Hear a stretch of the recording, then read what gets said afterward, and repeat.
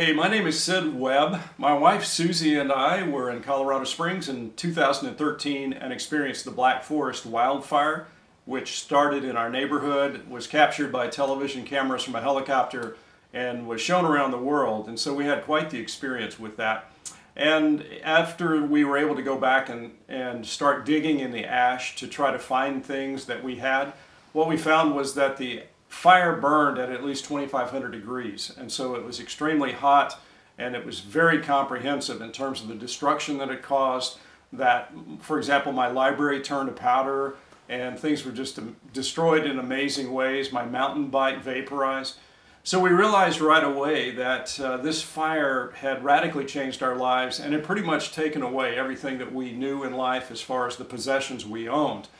And going through that, I felt like, well, it's happened. God has allowed it to happen, and I'm okay with that. God enabled me to not worry about things that we lost. We were pretty much trying to think about where do we go next, how do we move on. So that was our experience, but there were quite a few days when I went back to dig in the ash to see what we could find. And one of the things that I wanted to try to find, if I could, it may sound kind of crazy, but you know how we all have possessions we love so much. They're kind of stupid, but they mean a lot to us. They have memories. For me, that was my Starbucks Chubby mug, which was a 16-ounce mug that was made back in like the 1990s, no longer made, stainless steel, holds 16 ounces, things like that. And I actually used that mug for years and years, and I called him Tubby. That was his nickname. So when I was working on my doctorate, Tubby was by my side, and he was my special companion, and so I just loved Tubby. And so as I was digging through the ash, I thought, you know, it'd be really nice if I could find Tubby. And, you know, Lord, I don't care necessarily, but enable me to find Tubby if possible. And so digging day after day in the ash and never finding Tubby. One day I remember specifically, late in the afternoon, I was rooting around in what was our kitchen, and I was moving stuff like the dishwasher out of the way, and the stone that was on the front of the building, I was trying to move that. So it was pretty arduous, and I had to be really careful I didn't get cut, sliced up. And I thought, well, maybe, you know, I remember Tubby was in the kitchen, maybe I can find Tubby. And I looked and looked and didn't find it. And I was standing there and I was thinking, you know, Lord, I don't want to make an idol out of Tubby. I mean, it's just a stupid possession and all of that. It would just be kind of cool if I could find Tubby. But it was like, your will be done. If you don't want me to have Tubby, that's fine, I'll move on. And then finally I thought, the more this went on, I thought, okay, I'm going to move on and forget Tubby. And I made the commitment, Lord, I'm not going to look for Tubby again. I'm going to move on in my life. So this was late in the afternoon. And it had been a pretty windless day, hot day, but no wind. And I put down the shovel and then ate a little bite to eat. And then I noticed there was about 10 minutes left in the daylight. And I thought, man, I got a few more minutes. I could actually look for Tubby.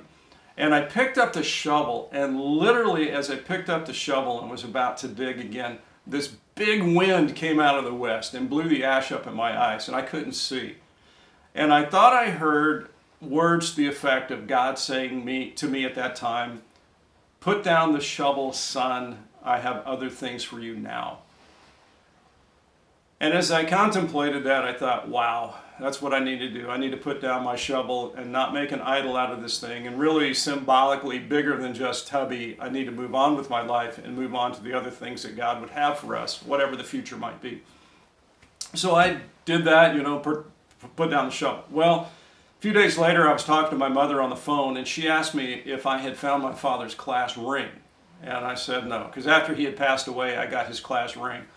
And I said, it's not likely it survived how hot the fire was. Gold probably would not survive in that heat. It would be melted. But for you, I'll go and look for it and see if I find it. So I went out again to look for it and spent all day out there looking. Never found the ring. Our neighbors came over to see if they could help look for things. I'm sure, you know, help us out. And while they were out there digging, you know, they just found a couple of things, but nothing substantial. And that afternoon, while I was digging around myself, it's just one of those spontaneous things. I just had the sense to look behind me. And I looked behind me, and on a pile of ash that I had been by a million times because it was right next to our kitchen and I had gone by there many times, something that was not on that pile of ash before that I can 100% guarantee was never on that pile of ash was this. And this is Tubby. It's like an angel had been holding Tubby and placed this thing on the pile of ash for me. It was like a gift from God, like a kiss from God, like God was saying, I want you to put down the shovel. I want you to move on with your life. I don't want you to make an idol out of this, but I'm going to bless you because here is Tubby. And so I got Tubby back, and Tubby sits in my office. I've kind of cleaned him up. He was kind of rugged when I found him. But this is clearly Tubby. I know without a shadow of a doubt that it's Tubby. And so I have Tubby today, and it was just one of those blessings of God.